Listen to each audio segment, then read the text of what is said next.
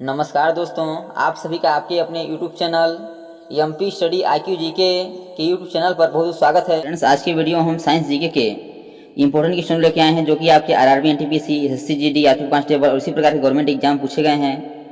यदि आप एसएससी या रेलवे किसी भी एग्जाम की तैयारी कर रहे होंगे तो आपके एग्जाम के लिए साइंस जीके के सभी क्वेश्चन बहुत ही महत्वपूर्ण हैं। तो चलिए बिना देरी के हुए अपने क्वेश्चन को आगे बढ़ते हैं और देखते हैं किस प्रकार के साइंस जीके से क्वेश्चन हमारे एग्जाम में पूछे जाते हैं। जिसमें पहला क्वेश्चन दिया गया है कि मानव रक्त में कौन सी धातु पाई जाती है। बताना है कि मानव के रक्त में कौन सी धातु पाई जाती है। ऑप्शन है लोहा, कैल्शियम, मैग्नीशियम या फास्फोरस। तो मानव के रक्त में लोहा धातु पाई जाती है, इसलिए इसका option number A correct answer हो जाएगा। नेक्स्ट दिया गया है कि मानव रक्त का पीएच मान कितना होता है। ऑप्शन है 3.4, 6, 7.4 या 8।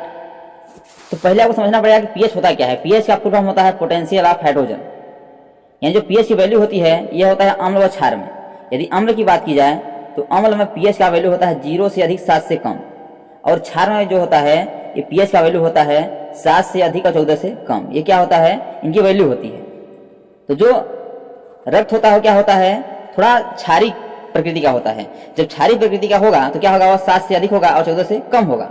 जब 7 से अधिक होगा, देखिए 7 से अधिक इस ऑप्शन में दिया गया है, तो ऑप्शन नंबर डी और सी में दिया गया है। तो जो क्षार की प्रकृति होती है वो हल्का क्षारीय होती है। हल्का क्षारीय यानी कि 7.4 उसका पीएच मान होता है। अब देखिए 7.4 किस ऑप्शन में है, तो ऑप्शन नंबर सी में है, इसलिए इसका option number C correct answer हो जाएगा। आपको एग्जाम पूछा जाता है कि अम्ल का पीएच मान कितना से कितना तक होता है, तो 0 से अधिक और 7 से कम होता है।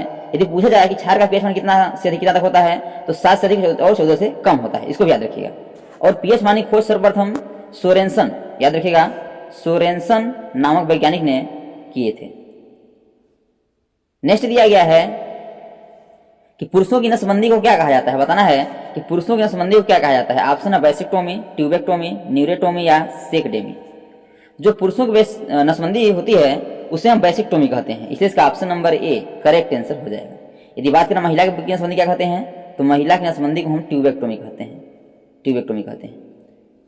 नेक्स्ट है कि मानव शरीर की सबसे बड़ी हड्डी कौन सी है। ऑप्शन है रकाब, ह्यूमरस, स्टेपिज या फीमर।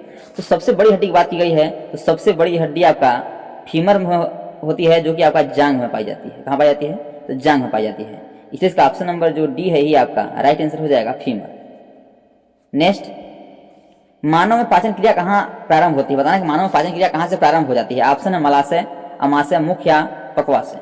तो जो मानव में पाचन क्रिया होती है मुंह से ही प्रारंभ हो जाती है। जब आदमी भोजन करता है क्या होता है, उसमें टायरिन नामक एक लार में एंजाइम पाया जाता है, क्या करता है, उस भोजन को चिपचिपा बना देता है, जिससे क्या होता है उसमें भोजन का उसमें से पाचन प्रारंभ होने लगता है। इसका ऑप्शन नंबर जो सी है मुंह, वही आपका करेक्ट आंसर हो जाएगा कि मानव में पाचन क्रिया मुंह से प्रारंभ होती है। नेक्स्ट, मानव शरीर की सबसे छोटी हड्डी कौन सी है। ऑप्शन है स्टेपिज, ह्यूमरस, फीमर या टिबिया। देखिए सबसे बड़ी हड्डी की बात की गई थी तो क्या था, वह फीमर था, लेकिन सबसे छोटी हड्डी यह स्टेपिज होती है। और यह कहाँ पाई जाती है, तो यह आपका कान में पाई जाती है। इसको वही पूछता है कि मानव शरीर की सबसे छोटी हड्डी स्टेपिज कहाँ पाई जाती है, आपका कान में पाई जाती है। इसको याद रखिए, कान में पाई जाती है। और सबसे बड़ी बात की जाए तो वह जांघ में पाई जाती है, और जिसका नाम क्या है, तो जिसका नाम है फीमर। अभी आपको बताया गया है, इसका नाम है फीमर। ये क्या है, सबसे बड़ी हड्डी है। नेक्स्ट, टिबिया नामक हड्डी कहाँ पाई जाती है। ऑप्शन है टांग, हथेली, ऊपरी भुजा या पैर। जो टिबिया नामक हड्डी है तो टांग में पाई जाती है, इसलिए इसका ऑप्शन नंबर जो ए है ही आपका करेक्ट आंसर हो जाएगा। नेक्स्ट, लार में कौन सा एंजाइम पाया जाता है। जैसे अभी आपको बताए थे हम कि जब भोजन ग्रहण किया जाता है मुंह में, क्या होता है उसमें एक एंजाइम पाया जाता है लार में, उसका नाम है टाइलिन। वो क्या करता है, भोजन को चिपचिपा कर देता है, और वहीं से क्या होता है, वहाँ का भोजन क्या होता है, उसका पाचन प्रारंभ होने लगता है। तो जो लार में एंजाइम पाया जाता है उसका नाम है टाइलिन, इसलिए इसका ऑप्शन नंबर जो बी है ही आपका करेक्ट आंसर हो जाएगा। यदि बात किया रेनिन की, तो रेनिन जो एंजाइम होता है क्या होता है, अमाशय से निकलने वाला एंजाइम है, और यह दूध के पाचन में सहायता करता है, दूध के पाचन में सहायता करता है। इसको याद रखिएगा, यह दूध के क्या होता है, पाचन में सहायता करता है, पाचन में सहायता करता है। नेक्स्ट है कि ह्यूमरस हड्डी कहाँ पाई जाती है। ऑप्शन है जांघ, पिडली, ऊपरी भुजा, अग्र भुजा। जो ह्यूमरस हड्डी होती है वह आपका ऊपरी भुजा में पाई जाती है, इसलिए इसका ऑप्शन नंबर जो सी है ये आपका राइट आंसर हो जाएगा, ऊपरी भुजा। और ये सारे क्वेश्चन है आपके आरआरबी, एनटीपीसी के एग्जाम पूछे गए हैं और आने वाले एग्जाम पूछे जा सकते हैं।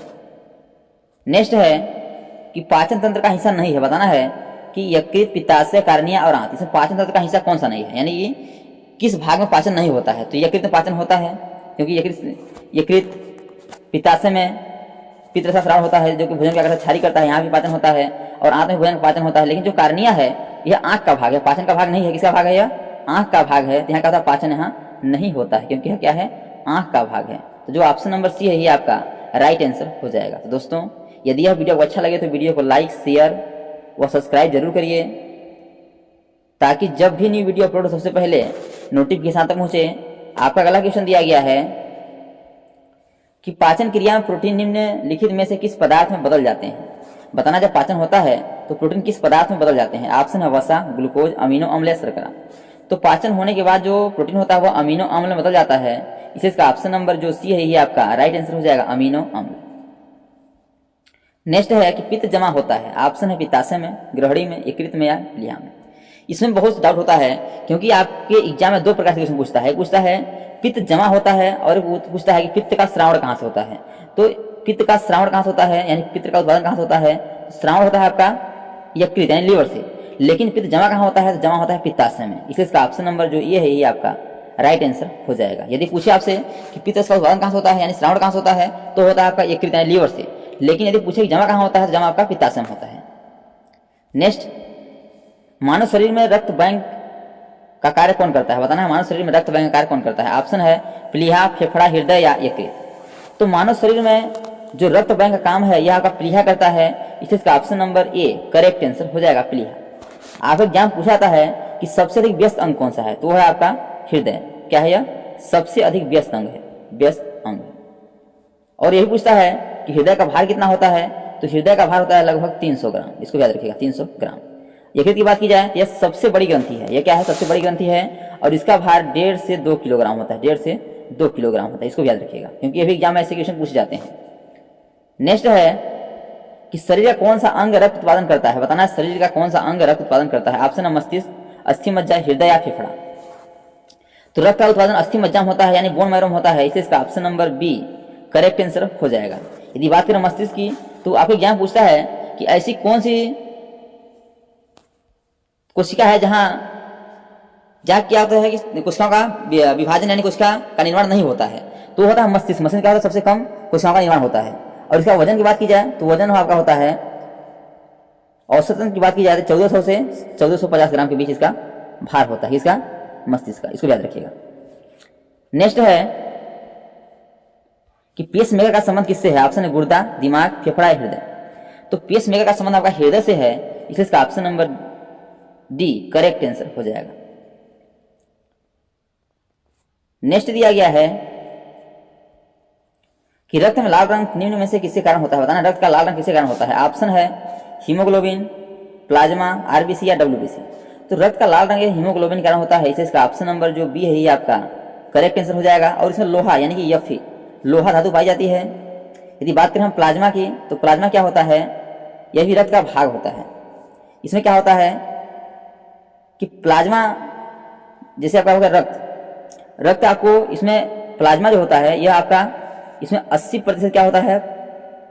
जल, और 80 से 90%, 80 से 90% की बात की जाए, क्योंकि अधिकतर क्या होता है इसमें जल होता है। 80 से 90% क्या होता है इसमें? जल होता है। 80 से 90% क्या होता है इसमें? जल होता है। और शेष जो 10% होता है उसमें क्या होता है? 10% शेष आपका उसमें प्रोटीन होता है, इसमें यह प्लाज्मा में। इसको याद रखिएगा।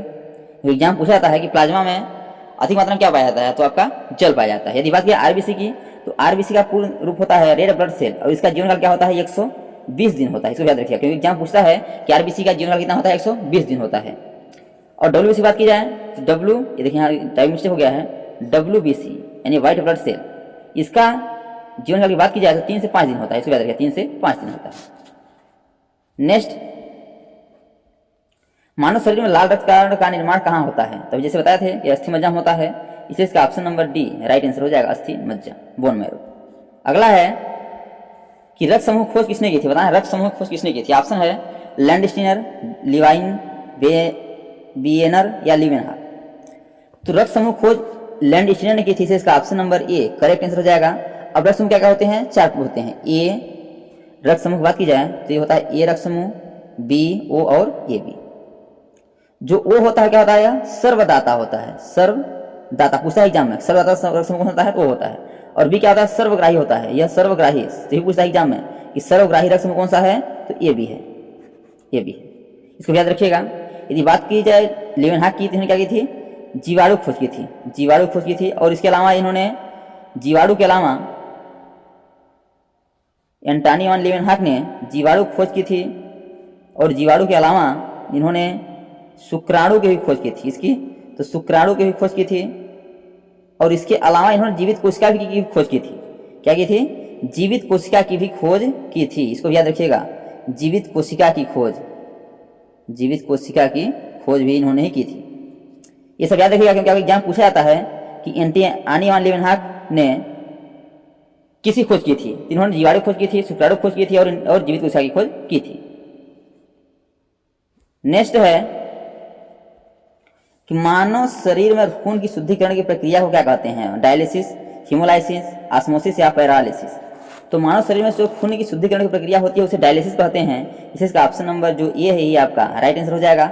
इस डायलिसिस प्रक्रिया में क्या होता है, जो खून में अशुद्ध पदार्थ है, जो खून में CO2 की मात्रा होती है उसे क्षरण कर दिया जाता है और शुद्ध पदार्थ यानी O2 को शरीर के विभिन्न भाग में पहुंचाया जाता है।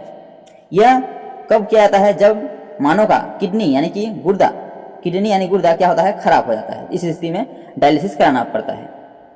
नेक्स्ट दिया गया है कि स्त्रियों की नसबंदी को क्या कहते हैं। तो जैसे ही हम अभी क्वेश्चन पहले बताया गया था कि पुरुषों की नसबंदी को वेसेक्टोमी कहते हैं और स्त्रियों की नसबंदी को क्या कहते हैं, ट्यूबेक्टोमी कहते हैं।